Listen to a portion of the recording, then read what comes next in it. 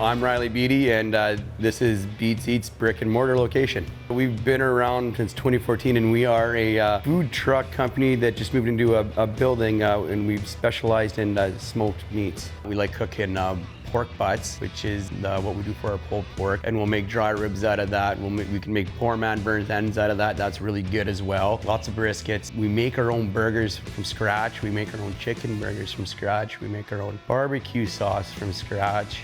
So what makes Beatz Eatz unique is our smoker out back, our reverse flow offset, ran on nothing but wood, like great grandpa would have cooked, great grandma, I guess. It's a custom built smoker all the way down from Arkansas. That is only just a tool of what we have here too. But when we turn on the fans in here, it just smells like beautiful smoked wood.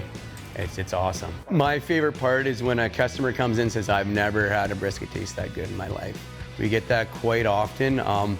We've had some guys come down from Calgary and say, man, there's nothing like this. None of it tastes like this. So that's my favorite thing is when someone says that, best thing they had, or keep up the good work, we're coming. We will make ssure that you leave full. That's our main thing. You can't leave hungry. I won't be happy about that. So you got to leave full. We're just a small little place here, and we'll feed you. You'll have something that you've never ate before, and you're gonna love it.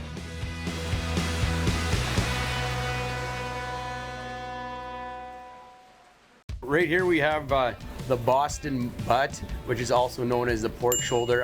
I use bone out and a nice healthy fat cap on it. We will season this meat with our rub that we make in-house. It's got about 10 different seasonings in it. We use it as our all-purpose for our pork and our brisket. So all I'm gonna do here is generously cover this guy, just rub it in. Nice to get it in all the crevices, as much of it all around as you can. We will let this sit in the seasoning overnight and then toss it on the smoker early in the morning. So here we have Angus Prime brisket. This guy's about 15 pounds, and what we're gonna do is just season it up with our homemade rub here, and we do this the night before. I found out I just had better luck with it, and it just tastes that much better. And what I'll also do is I'll let it sit out, the meat sit out for an hour before I throw it on the smoker. I let it, the meat get a little bit more at the room temperature degrees. So when we throw this on the smoker, we're gonna put this big fat side down. So what we have here is baby back rib. And what we're gonna do is we're gonna make sure we take this silver skin off, because that's just gonna make it tough in the long run. And all we do is take a fork there, peel her back, take her right off. A little bit of mustard on there, rub it in nice. You don't taste the mustard. It just helps bind the rub for this one. And for the ribs, we always use salt, pepper, and garlic. I don't like to dump generously, I like to pinch it on.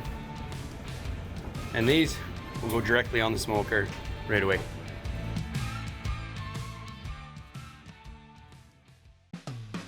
Riley has always been involved in the food industry. I never had been.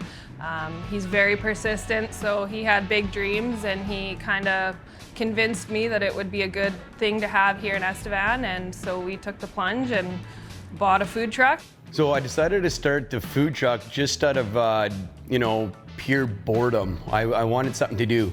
During the oil boom, I guess, we decided to move back down here to Estevan. Actually, we moved back down here. My father needed help at a fiberglass pipe yard, and that was a Monday to Friday job. I'm quite ADD, I guess, energetic on the go, so I have to be doing something.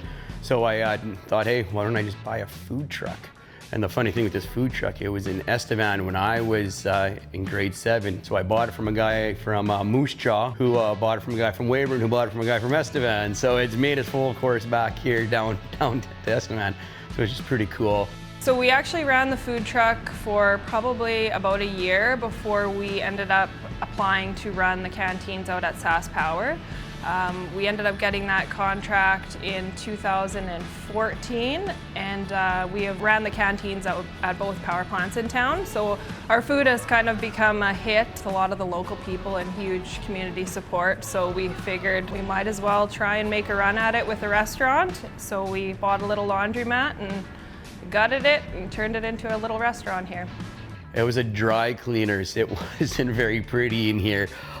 We had big stacks of venting going through the roof. So yeah, we had to re-drywall everything. We built all these walls ourselves in here. I jackhammered all the floors so the plumbers could do all that work. I had to build the cement pads out back.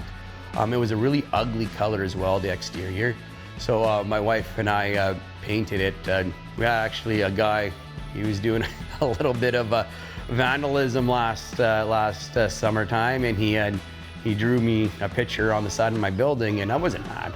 I just wish it would have been a good picture, right? I was like, man, I wish he would have did a good job, right? Like, it'd have been cool. So I asked a few people if anybody knew someone who could do a good job, and one of my friends said, hey, why don't you get one of the local tattoo guys who does spray painting? So he came in, he spray painted me a beautiful cow. We were gonna do a pig, but pigs aren't very cute. Visually, this place went from, it wasn't very good looking, to what we got here today. With the food truck, you never know really what you're gonna get. We did do a lot of caterings and events and things like that, but that was more just spring and summer. So now having the restaurant, it's just a lot more consistent. We know our hours, we know people are gonna come in, you know, that sort of thing. So we choose how we want to run it, what we want to do. We don't have anyone telling us this is what you need to do. We get to make all those decisions ourselves. And I just love the little atmosphere we've created here. We have so many good staff members here, and you know, I just want to, you know, help them grow, and you know, not even grow with our company, you know, grow in their lives and grow, you know, in their own dreams, right? I want to see someone say, hey, this guy, you know, he started this from nothing. We had no help from anybody, my wife and I. We just did it, you know, we did it all ourselves. You know, it's possible to do something without dad's money, right? You know, we can make something out of it. We don't have to be in the back burner. You know, we want to push ourselves to the front. And it's important for me, for one of the sheer facts that, you know, I want something, I want to build something for my kids. You know, I want them to be proud of, you know, mom and dad for, you know, doing this. And then I want them, you know, I want them to be able to build good work ethics with us. You know, I want them to come in and help us. So one of the main things is, yeah, building it so my children can, you know, grow into it and gain that work ethic and, you know, keep it going for us. Now that all the COVID restrictions are lifted, I'm anticipating a very big, busy spring and summer. So stop by. Hopefully this summer we'll have a little outdoor patio set up where we'll have lots of drinks available and really, really good barbecue. So keep an eye out for that.